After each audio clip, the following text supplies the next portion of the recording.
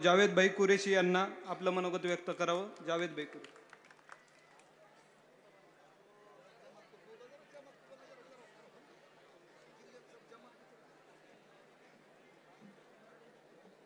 अस्सलाम वालेकुम अजीज़ तरीन साथियों, प्रकाश अम्बेडकर साहब को आपको सुनने का है. बहुत मुख्तसरन बात बताऊंगा.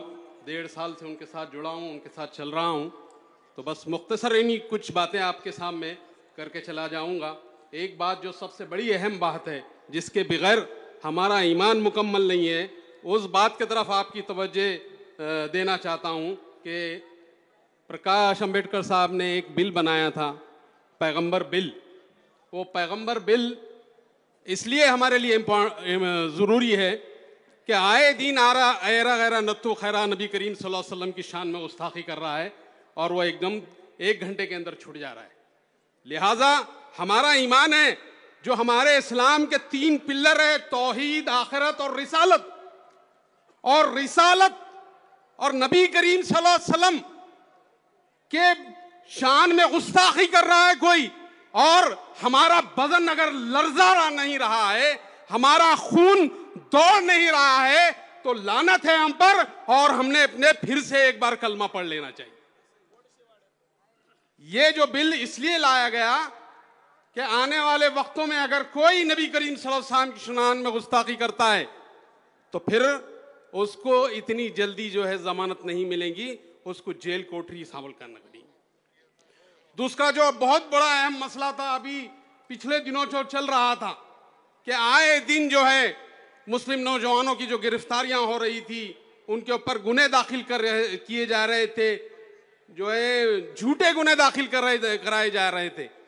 और वो बात थी औरंगजेब रहमतुल्लाह अलैह और टीपू सुल्तान रहमतुल्लाह अलैह के ताल्लुक से. ये सब जानते हैं, तारीख गवाह है इन 2 बुजुर्गान दीन के ऊपर कि इस 2 बुजुर्गान दीन ने, एक टीपू सुल्तान रहमतुल्लाह अलैह, जिनके पास, उनकी लाश के पास जाने से अंग्रेज कांपते थे.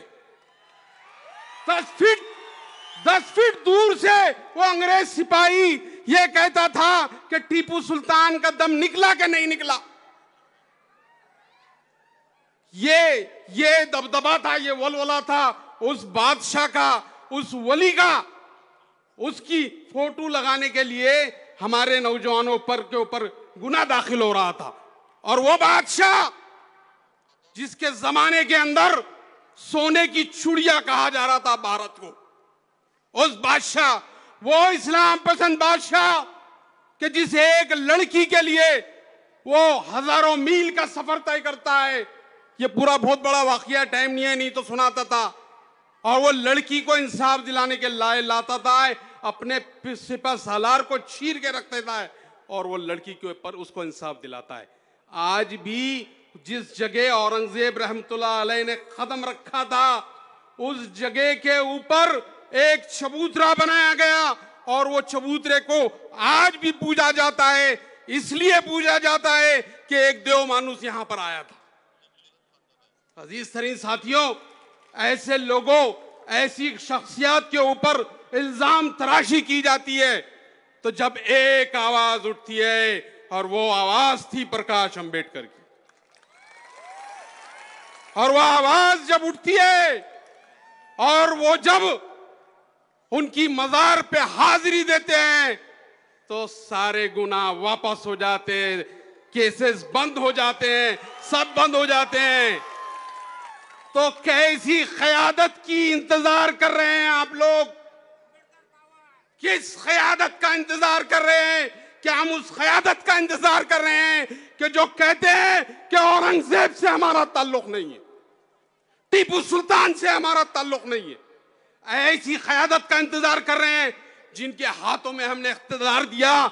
वो अगर ये कहता है कि हमारा उससे ताल्लुक नहीं है, तो जावेद कुरैशी आज यहां कहता है कि मैं तुझ पे लानत भेजता हूं.